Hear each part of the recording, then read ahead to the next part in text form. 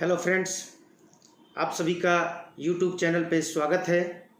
दोस्तों, आप सभी अवगत हैं जो भी सिविल सर्विसेज से जुड़े हुए हैं, कॉम्पिटिटिव एग्ज़ाम, चाहे वो सिविल सर्विसेज का यूपीएससी, बीपीएससी, जेपीएससी, जो भी आपसे संबंधित होता है उसी टॉपिक पे, उसी से रिलेटेड मेरा वीडियो अपलोड होता है। तो जो नए सभी हमारे मित्र यूट्यूब से सब्सक्राइब नहीं किए इस चैनल को, कृपया सब्सक्राइब कर लें और बेल आइकन को प्रेस करें ताकि कोई भी नई वीडियो अपलोड हो तो आपको सबसे पहले मिले। दोस्तों, आज इसी तरह कोई नई टॉपिक आपके लिए होगा जो आपसे रिलेटेड होगा। दोस्तों, कल से बीपीएससी का 66 मेंस एग्ज़ाम होने वाला है। मेरी अपेक्षाएं और मैं उम्मीद करता हूं कि आप सभी का बेहतर मेंस एग्ज़ाम हो और आप एग्ज़ाम हॉल में बेहतर प्रस्तुतिकरण, बेहतर प्रदर्शन करें। दोस्तों, कुछ अहम टॉपिक है, इम्पॉर्टेंट टॉपिक है कि एग्ज़ाम हॉल में क्या रणनीति होनी चाहिए, मेंस एग्ज़ाम में आंसर राइटिंग किस रूप में होना चाहिए, कैसा प्रस्तुतिकरण आंसर का होना चाहिए जिससे मार्क्स अधिक से अधिक लाया जा सके। क्योंकि दोस्तों, आप सभी अवगत हैं, मुख्य परीक्षा 900 मार्क्स का बीपीएससी में है और 120 इंटरव्यू का होता है। तो सबसे बड़ी हमारे लिए उपलब्धि होगी कि 900 मार्क्स में अधिक से अधिक स्कोर कैसे किया जाए। क्योंकि 900 मार्क्स हमारे हाथ में है, ये हमारे आंसर के लिए है। अगर 900 मार्क्स में अधिक से अधिक मार्क्स लाने का प्रयास करेंगे तो 120 इंटरव्यू है, बहुत इम्पॉर्टेंट आपके लिए मेंस एग्ज़ाम है। दोस्तों, सबसे पहले मैं एग्ज़ाम हॉल में आपका क्या स्ट्रैटेजी होना चाहिए, क्या फॉलो करना चाहिए, उसी पर मैं बात करने जा रहा हूँ। तो आप लोग शुरुआत से लेकर अंत तक जरूर इसको सुने और देखें। दोस्तों, सबसे बड़ी बात है कि आपको जब क्वेश्चन मिलता है, क्वेश्चन मिलने के बाद अब सबसे पहले 5 मिनट समय क्वेश्चन को पढ़ने में दें। जिस भी सेक्शन में हिंदी, चूँकि मैं ज़्यादा डिटेल नहीं करूँगा, चूँकि अगर सिविल सर्विसेज की आप तैयारी कर रहे हैं तो हिंदी क्वालिफाई मार्क होता है और आप उतने लाने में सक्षम हैं और आपको क्वालिफाई कर लेना है। मैं मुख्यतः जीएस पर आज बात करने वाला हूं और आने वाला समय आपका जो ऑप्शनल सब्जेक्ट होगा उसके लिए भी आज मैं बता दूं कि आंसर राइटिंग कैसे होनी चाहिए। दोस्तों, सबसे पहले आपको जब क्वेश्चन मिलता है तो आप सबसे पहले प्रश्नों को 5 मिनट समय दें पढ़ने के लिए। अब कहेंगे क्वेश्चन पढ़ने में 5 मिनट क्यों लगाएंगे?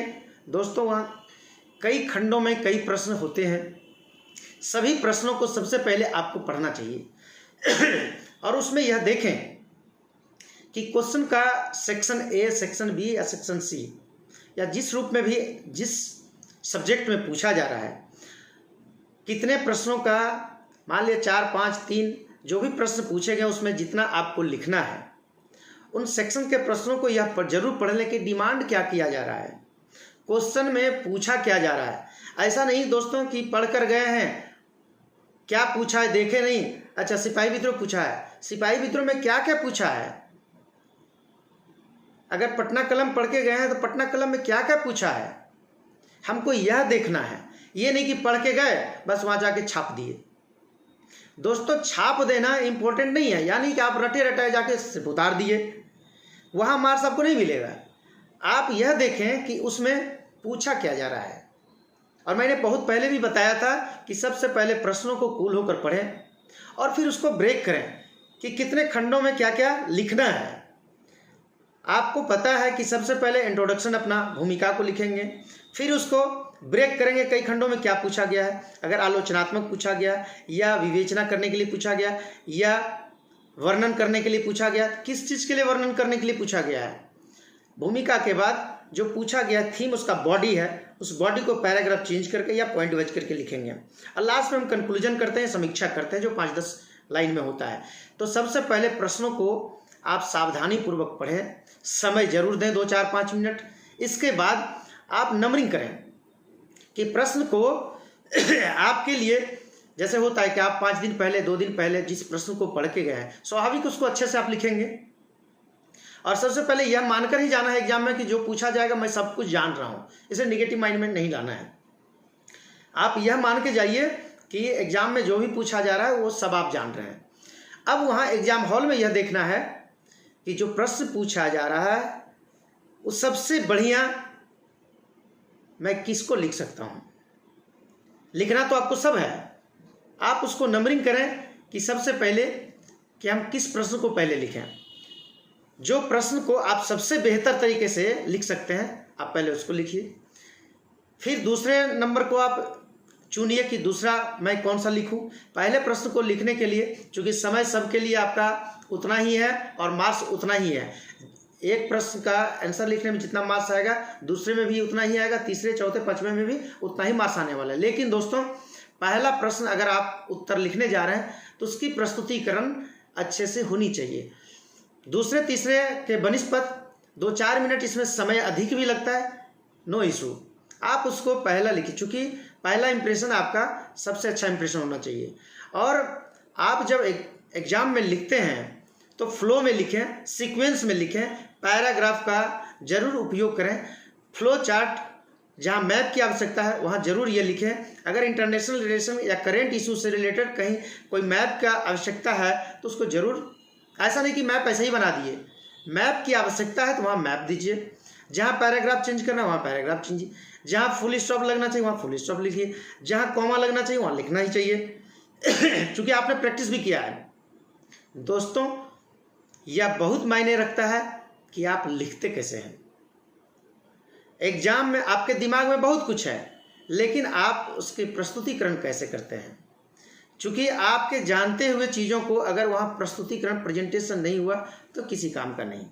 चूँकि आपको जो कॉपी जांच करेंगे आपके एग्जाम के बाद उनको यह पढ़ने में दिखे और यह लगे कि फ्लो में लिखा हुआ है, सीक्वेंस में लिखा हुआ है। पढ़ने के लिए उनको मजबूर करिए कि मेरे आंसर को आप पढ़िए, इस रूप में लिखिए। होगा क्या, वो इंटरेस्ट लेकर पढ़ेंगे और आपको मार्क्स अच्छे से देंगे।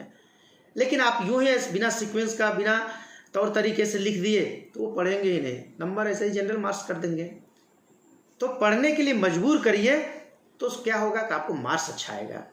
इसलिए एग्जाम हॉल में 1, 2, 3, 4, 5 नंबरिंग करिए कि फर्स्ट प्रायोरिटी किस क्वेश्चन को लिखने में दे रहे हैं, सेकंड प्रायोरिटी किसको दे रहे हैं, थर्ड प्रायोरिटी किसको दे रहे हैं, फोर्थ प्रायोरिटी किसको दे रहे हैं, फिफ्थ प्रायोरिटी किसको दे रहे हैं। लिखना तो सबको है, अब कभी भी भूल से क्वेश्चन को छोड़ना नहीं है। इतना तो तय है, अगर 2, 4, 5 महीना भी पहले आप पढ़े होंगे, हो सकता है कि 5 दिन पहले जो पढ़े हैं इतना बेहतर तरीके से आप 5वें को नहीं लिख सकते हैं जितना बेहतर तरीके से आज और कल परसों आपने पढ़ा होगा। अगर आपका कंसेप्ट क्लियर किया हुआ होगा तो आप कभी भी लिख सकते हैं। लेकिन दोस्तों ये सभी के लिए वीडियो है कि आप इस रूप में ज़रूर लिखें। और चूँकि मार्क्स सब में बराबर है इसलिए क्वेश्चन छोड़ना नहीं है। और कभी यह नहीं कहेंगे कि आधा प्रश्न आधा आंसर मेरा घंटी बज गई, कॉपी ले लिया और इसको मैंने छोड़ दिया।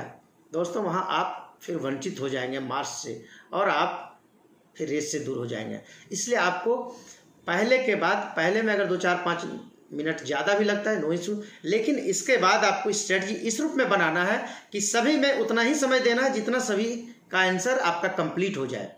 चूँकि पर्याप्त समय आपके पास कितना है, सबके लिए 3 घंटे है, तो 3 घंटे में आप वही स्ट्रेटजी बनाएं कि सारे क्वेश्चन का आंसर हम लिख दें। कभी भी एग्जाम हॉल में जब किसी प्रश्नों का उत्तर आप लिख रहे हैं तो कभी कटिंग ज़्यादा ना करें। अगर एक बार मान लिया बाय द वे कटिंग हो गया तो ज़रूरी नहीं है कि 2-3 बार फिर 2-3 लाइन लिखे, 4 लाइन लिखे, फिर कटिंग कर दे रहे हैं, फिर एक पैराग्राफ में हर पैराग्राफ में कटिंग करना स्टार्ट कर दिए। इससे क्या होगा, आपके लेखन जो शैली है या आपके जो सुंदरता है कॉपी का वही अच्छा नहीं लगेगा दिखने में। तो इससे क्या होगा कि इम्प्रेशन अच्छा नहीं जाता है। इसलिए कटिंग कम करिए, कटिंग से बचिए। कभी कभार एकाक हो गया तो नो इशू, लेकिन शुद्धता पर जरूर ध्यान देना है। शुद्धता के अगर राइटिंग बहुत अच्छा नहीं भी है नो इशू, राइटिंग अच्छा है कोई इशू नहीं, अच्छी बात है। लेकिन अगर राइटिंग आपका बहुत अच्छा नहीं भी है तो भी लिखना ये चाहिए कि कम से कम जो जांचेंगे मेरा कॉपी वो पढ़ सके। और दोस्तों कभी भी शब्दों का जो गैप होता है थोड़ा थोड़ा जरूर करना चाहिए और ये आदत के रूप में होना चाहिए, ऐसा कि नहीं तो फिर लिखने में आपको टाइम ज़्यादा लगेगा। करना यह है कि अगर राइटिंग मेरा अच्छा नहीं है तो भी शब्दों का चयन ऐसे करेंगे, गैप को ऐसे लिखेंगे कि कम से कम दूरी थोड़ा बना कर लिखेंगे ताकि पढ़ने में सुविधा हो। जो नहीं तो आपका अगर राइटिंग भी अच्छा नहीं है और पूरा गंदा टाइप से लिखिएगा तो पढ़ेंगे नहीं तो मार्क्स क्या देगा। इसलिए थोड़ा इससे बचना है और सुंदरता पर ध्यान देना है।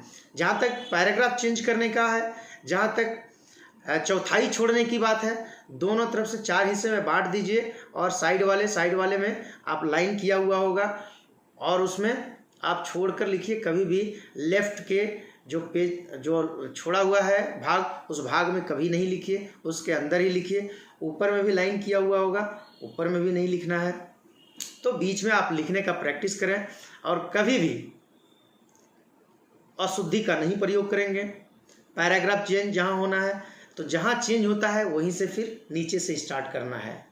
इन सब का ख्याल करना चाहिए। इससे आपका लिखावट सुंदरता और एक शब्दों का चयन जो होता है वो बेहतर होता है। कोशिश करिए अपने भाषा में अपने सरल शब्दों का प्रयोग करिए, कभी भी कठिन शब्दों से बचिए। और उम्मीद करते हैं कि आप सभी इन सभी बातों पर ध्यान करेंगे, गौर करेंगे और बेहतर स्कोर करेंगे तो आपको इंटरव्यू में परेशानी नहीं होगी।